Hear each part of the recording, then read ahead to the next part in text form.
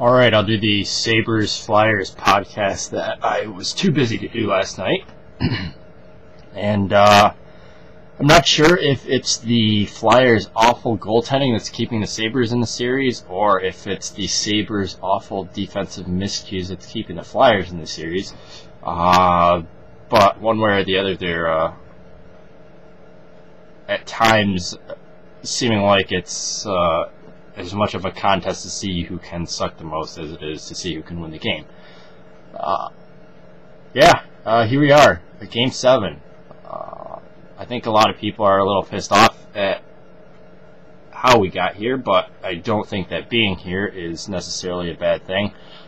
Certainly you would have liked them to have closed out the series in Game 6, but I didn't think that was going to happen to begin the playoffs. I didn't think it was going to happen heading into Game 6, and a lot of other people shared those thoughts and are trying to stay positive. Being in a Game 7 is not necessarily a bad thing. You just got to win the damn thing. That having been said, the road got a little tougher with Tim Connolly's injury. Maybe. Derek Roy is coming back. Tim Connolly's out, Roy's back. Connolly's been underwhelming to okay this entire playoffs. He's been decent on face-offs. The power play has been pretty good, actually. But Connolly has no goals himself and only 2 assists. So make of that what you will. He has been good on the penalty kill, and with Pominville going out and Connolly going out, that puts the penalty kill in a little bit of jeopardy. That leaves Paul Gaustad, Mike Greer, Drew Stafford, who has really only been killing penalties lately, and I guess a mishmash of Patrick Coletta and Matt Ellis, and maybe Derek Roy coming back to play on that last PK forward spot, so that could be interesting. Not sure in what capacity Roy will be able to contribute. I'm glad to see him in the lineup because I think that putting even an out of shape and still sore Roy in the lineup is better than what you're going to get from Mancari or Byron or Adam, especially in terms of killing penalties, which we don't even know if he'll be doing that yet. But he's coming back, and hopefully that'll turn out to be a good thing, unlike the Pronger injury, and he'll help the Sabres.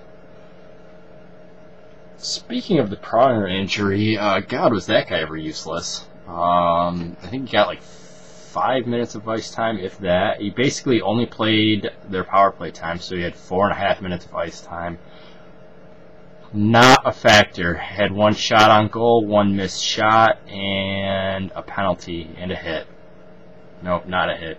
I'm looking at the wrong line. Yeah, more of a detriment, it appeared, than a help. So we'll just chalk that one up to the list of dumb coaching decisions that Peter Laviolette has made, right along with playing basically shorter defensemen in keeping Severette in the lineup and not playing him, and calling up Zach Rinaldo for absolutely no purpose in Game 5. So, good on Laviolette, I guess. Kind of worked for him. I'll get right into my 3 stars, 3 black holes, make this hopefully a short one. The first star is pretty obviously Thomas Vanek. 5 goals in 6 playoff games. Dude came to play. A second star is Rob Niedermayer, 1 goal. And Niedermayer is now sitting at 1 goal and 3 assists in 6 playoff games. He came to play. First time all year, Rob came to play.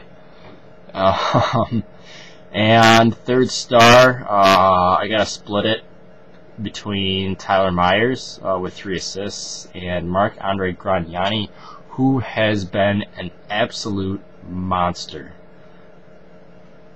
Led the team in ice time again, leads the team in points, 1 goal, 6 assists, over a point per game. Ties for the team lead in blocked shots with 10 with Chris Butler. Just beastly.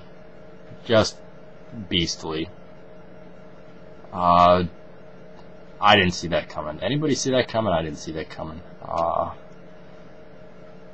That's great. That gives us depth on defense for next year.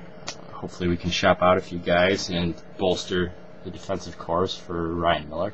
But yeah, just a great story of the playoffs.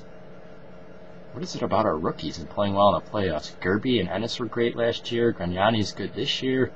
Weird. 3 black holes. First black hole, jeez.